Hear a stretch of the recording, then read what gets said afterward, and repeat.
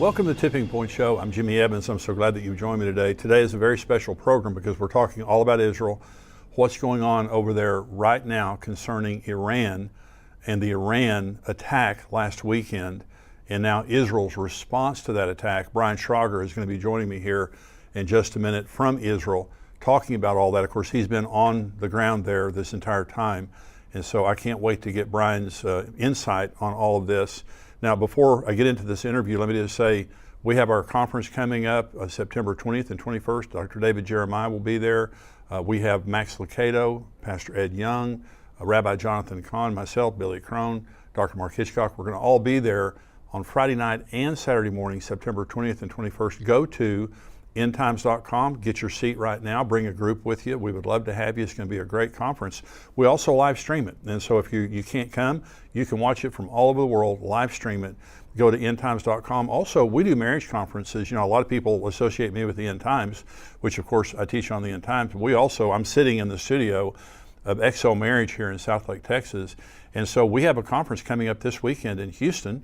If you're married, you want to be married, whatever, it's at Grace Church in Houston, Texas. Go to xomarriage.com/conference and you can sign up and be there. I'll be speaking Friday night and this Saturday morning in Houston at Grace Church for this XO Marriage Conference. It's an excellent time just to tune up your marriage. Maybe you have issues that you're working through.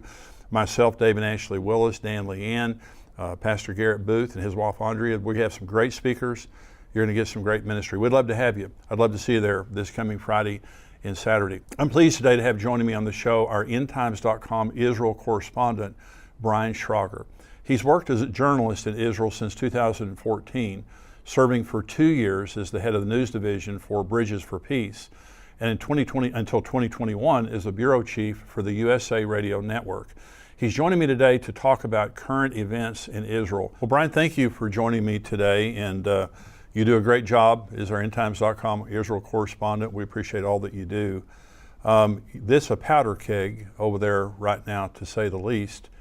And last Saturday, of course, Israel bombed the consulate in Damascus the week before, and Iran vowed a response. And of course, you guys saw the response last Saturday. You were in Jerusalem when that happened, weren't you?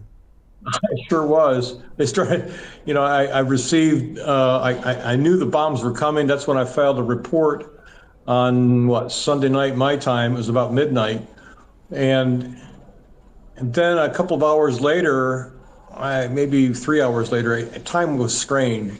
All of a sudden, everything exploded right outside my porch. Wow. And I thought, what in the world? I didn't think enough time had passed for the missiles and the drones and to come. But boy, they were there, and it was a fireworks show. I mean, right literally above me. I saw the interceptions. I saw bright orange buckyballs falling to the earth, which I think were Continental missiles breaking up and falling down. It was very, very dramatic. Well, Israel's already on edge, and there's so much trauma, and that was just added to it. So, I mean, you guys are, incredible for putting up with all that. What is Israel's response at this moment? Now, we're taping this on Tuesday. This is going to air on Wednesday. And so what do you hear about Israel's response to the bombing? Right now, what is officially being said is that the War Cabinet has met and is discussing a response and is promising to give one. What that response will be, how it will look, is not known. Netanyahu is having to be delicate in his communications with Joe Biden because the U.S. obviously is a big, big ally of Israel, supplying weapons and funds, and was an invaluable help on Sunday night when those missiles hit, because the U.S. intercepted a bunch of those missiles and drones, as in fact did Saudi Arabia, Jordan, the UAE, and I think France also intercepted or helped with all of this. So Israel did not knock down 99% of these missiles by itself. Right. It was a coordinated effort, and that was actually quite remarkable. And so now going forward, there's this thing that Biden has told Netanyahu, don't retaliate. Well, that's not going to wash here. Right. It just isn't going to wash. Right. The military here is absolutely determined that there must be a response, not for revenge, but because for deterrence. If there isn't a response, then Israel is perceived as weak. And in this part of the world, you have to respond. Yeah. And you have to respond in kind. Again, it's not retaliation. And Israel certainly has a lot of reasons, as you and I both know, to do something in Iran because of its nuclear program, and which is on the verge of developing nuclear weapons right now. Right. So what kind of response it will be, we just don't know. Well, Jeremiah 49 is a prophecy against Elam. Elam is southern Iran. And the prophecy says, I'm against you. God says, I'm against you, Elam. And I'm going to knock the bow out of your hand in the height of your power, and I'm going to judge your princes, not the people. Because the people of Iran, millions are turning to Jesus and getting saved. Yes, but they are. The leaders in Iran are corrupt, and they, of course, believe that Allah has called them to destroy Israel and to usher in the end time. So this is a religious war. This is not just a conventional war. This is a religious war. You agree with that? Absolutely, yeah, absolutely. And in fact, as I'm sure you're aware, Ali Khamenei, the so-called supreme leader of Iran, has repeatedly over the years said that Iran's number one goal is to provoke the return of the Mahdi, the Islamic Messiah figure, who is going to come in, according to their theology, he's going to come in and set everything right. And so part of the reason for creating chaos is to provoke the Mahdi to come. This is a cardinal doctrine in Iran, but the world doesn't discuss it because I think it's uncomfortable with this whole idea of the theological motivation, the religious motivation that is behind what Iran is doing. And the problem, Brian, with the world's response in trying to pressure Israel into a two-state solution, they don't understand the religious ramifications of this. Hamas is an example. Hamas is Muslim. It is a Muslim group that has vowed to the annihilation of the Jews. Well, the Palestinians in other places in the West Bank, they believe the same stuff. That's why the Palestinian Authority won't renounce October 7th or Hamas, because they're very popular among the Palestinians. Exactly. And Abbas does not want to lose political power. So, eventually he has to pass away, I think. He's in his 80s. Oh, yeah. He is immensely unpopular among the Palestinians, and yet Hamas is very popular. Yes. What a dangerous combination. And we're trying to push Israel and the Palestinians in bed together and tell them to make up and get along. It's impossible. And that's why the resolve of Netanyahu, and I think this is true of the Israeli government, is never again.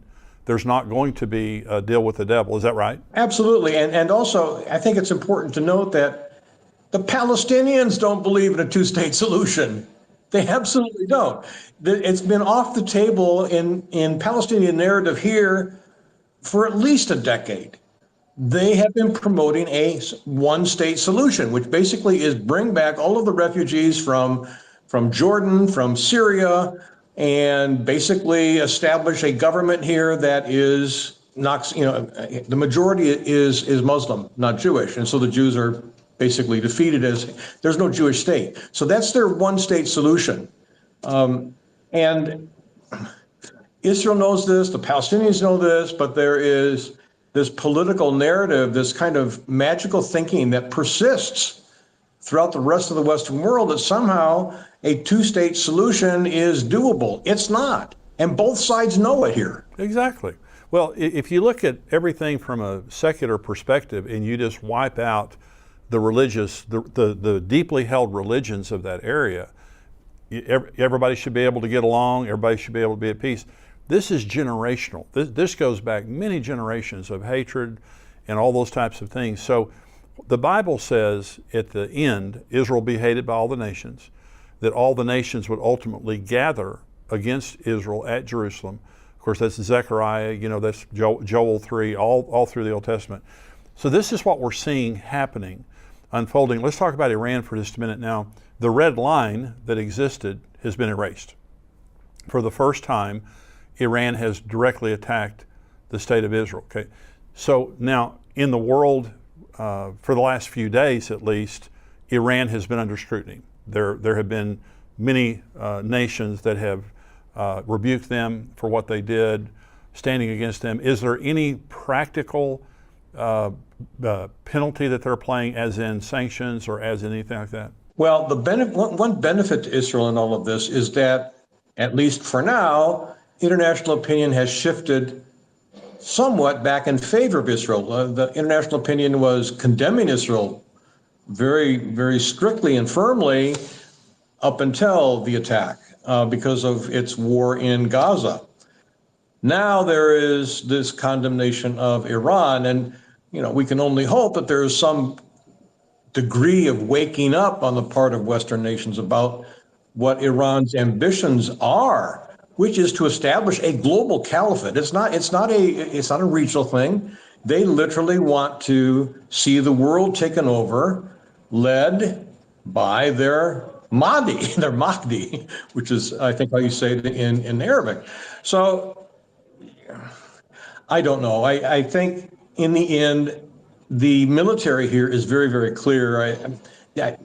As you know, I recently interviewed Brigadier General Amir Avivi, and it was just, I think, posted yesterday.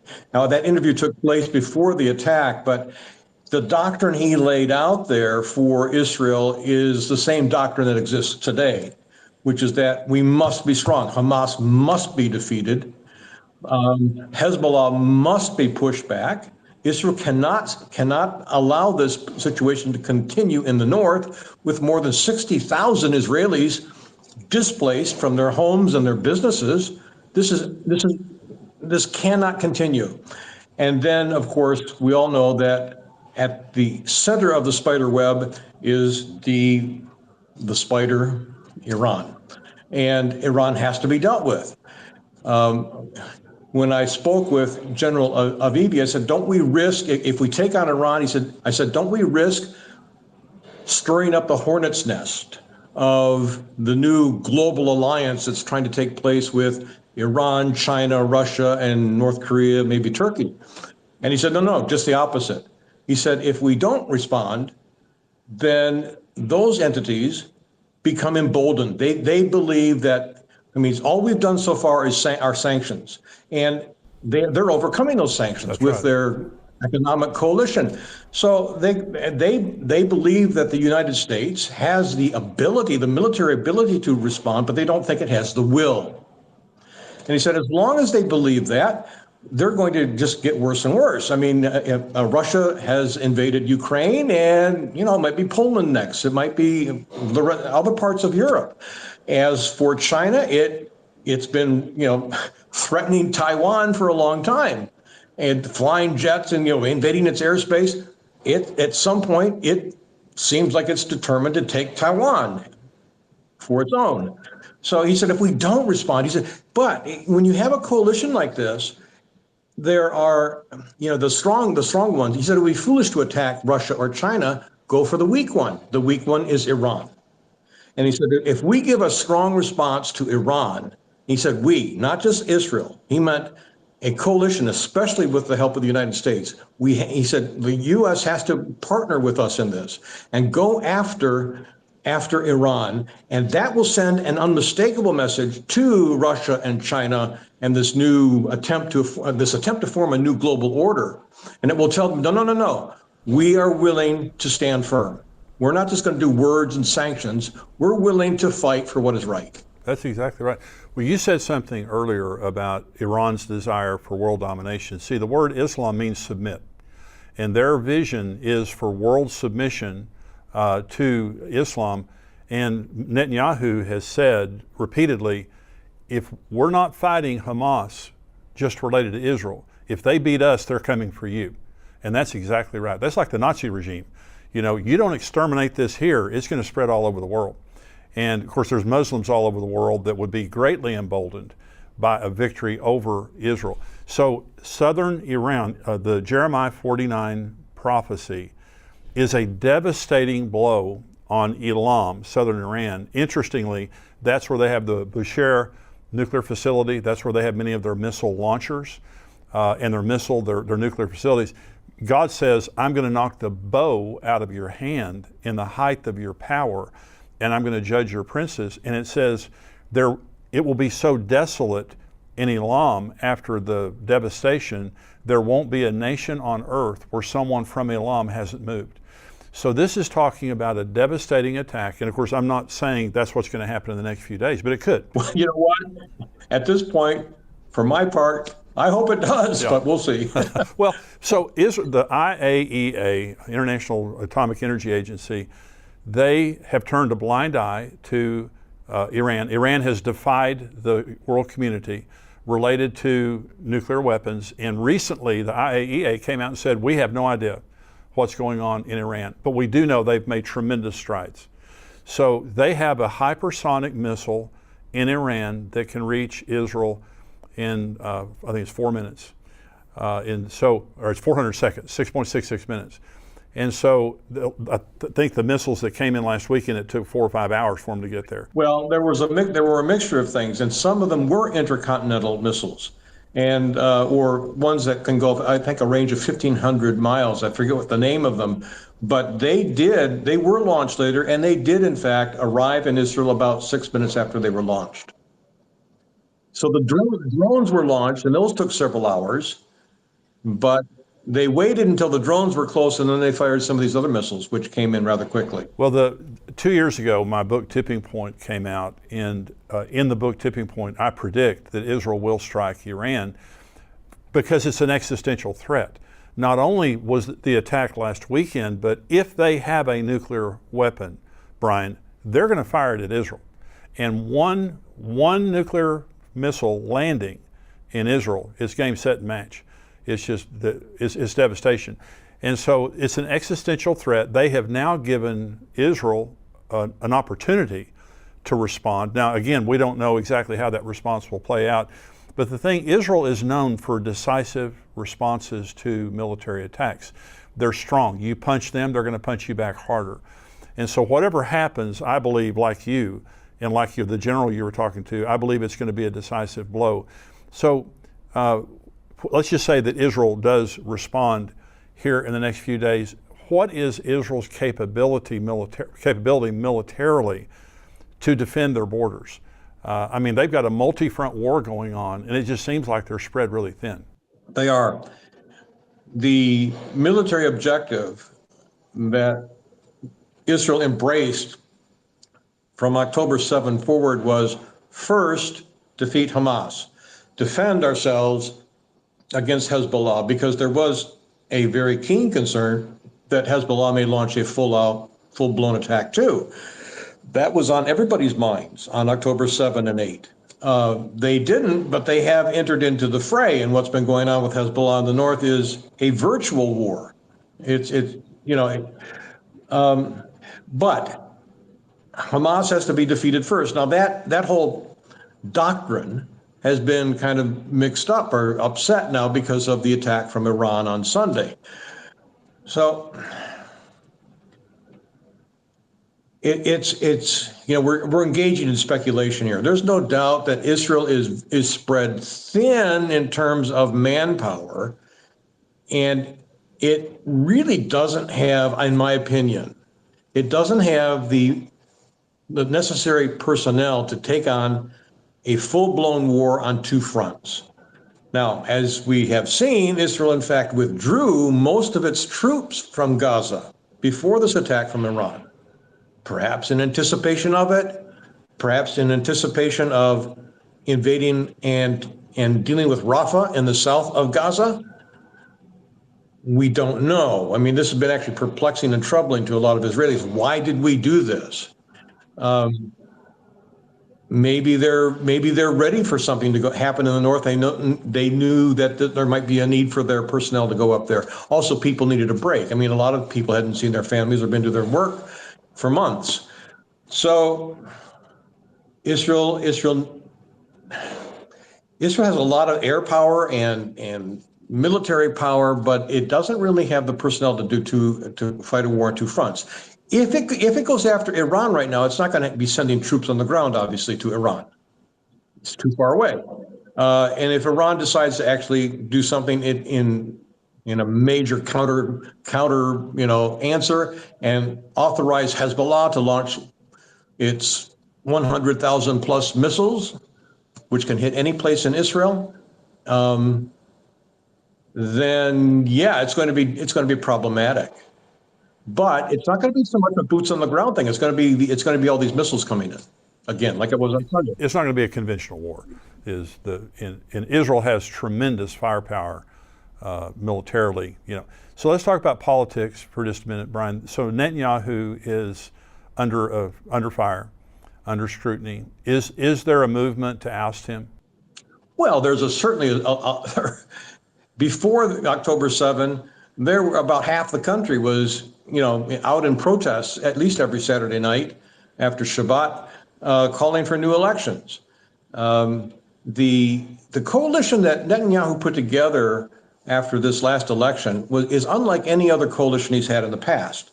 In the past, his coalition has included the Haredim, the ultra-Orthodox Jewish parties, but he's always had a moderate, non-religious party as part of the coalition. And so what he was able to do was he was able to say to the ultra-Orthodox, I can't really do what you want me to do right now, because if I do, this other part of our coalition will leave and the government will fall, okay? That's not the case anymore. Now, everybody in his coalition is from these ultra-Orthodox religious parties. And his government is held captive to that. It can't stay in power without them. And so they've been driving an agenda which is often problematic. One of the things that is the greatest irritants in Israel is that the young men of these Haredim do not serve in the IDF. And we need the personnel. We need the boots on the ground. Now, they would not have to be even in battle. They could be doing support work, volunteer work, working in the background, but they won't do it. They absolutely resolutely refuse. And this is, when you have others, every Israeli here has a family member, a friend who's either wounded or fallen in battle. I mean, it is visceral here. And then to have a group of people within the country say, no, we're not going to do anything. We refuse to serve, to defend this country. But by the way, we want all your money. We want your money to come in to fund everything for us, but we don't pay taxes because they don't work, and they won't fight in the military. This is not a formula for endearing the government to the rest of the culture. So it's not, sometimes I think in the U.S., what's happening in Israel is framed as if it was a U.S. left-right issue. It isn't so much like, it isn't that. There's some of that, but it's actually more of a religious to moving towards secular, if you will. But it's a religious, ultra-religious to non-religious spectrum. Something, the good news in all of this is Jesus is coming. Jesus said, when you see all these things begin to happen, look up and lift up your head, your redemption draws near. And I believe that Jesus is, the rapture could happen at any time. Nothing else has to happen for the rapture to happen when Jesus comes for his church. Everything happening, all the signs of the times are pointing to the fact he's at the door. And so I'm just saying that's the exciting part, is we're not going to go through the tribulation. We're not going to go through the wrath. We're not going to see the Antichrist when he appears. We're going to be with Jesus, and I believe he could come at any minute. And so I want to thank you for being a subscriber to endtimes.com. If you're not a subscriber, go to endtimes.com, become a subscriber. But I also want to ask you for some help today. Months ago, we did not have Brian Schrauger as our Israel correspondent, but we needed one. And I asked you guys to help us financially, and you did, and we hired Brian. Brian's been a huge blessing. And to have him on the ground right now with everything going on there is just a huge blessing. And so thank you for helping with that. We have 3 production positions that we need to fill here at endtimes.com. We're growing. We're trying to reach more people. We're trying to reach you better than ever. We don't raise our price for a subscription at $7 a month, but we do ask you if you would pray about helping us. Some of you, the Lord has blessed you financially, and you have that ability. I'm just saying we need you. These are the end times, I believe, and I believe this is a critical message to be sent out to people in the midst of all the anxiety and the deception that's happening. People need the truth, and so we rely on you to help us financially to do everything we do. And right now we need several production positions, and so go to endtimes.com if you can help us. Some of you have really been touched by this ministry because you tell me. You write in, or I see you on the street, you tell me. And if this ministry's touched you and the Lord's blessed you financially, would you help us? Anything that you give is going to be a blessing. Some of you could give more. You give an extraordinary gift to help us. We will use that to help to hire some positions to grow this ministry, to reach people, as many people as we possibly can before the Lord's return. Go to endtimes.com, right there where it says donate. You can give a recurring gift or you can give a one-time gift. Either way, we appreciate so much every single thing you do to help us. And I know that you like our programs, and many of you tune in, but we hope it's a blessing to you. And we're going to keep you up to date on anything that's happening in Israel, Israel's response to Iran, Iran's further response, all the things happening over there. We're going to keep you up to date. Thank you so much for joining us today. I'll see you next time. God bless you.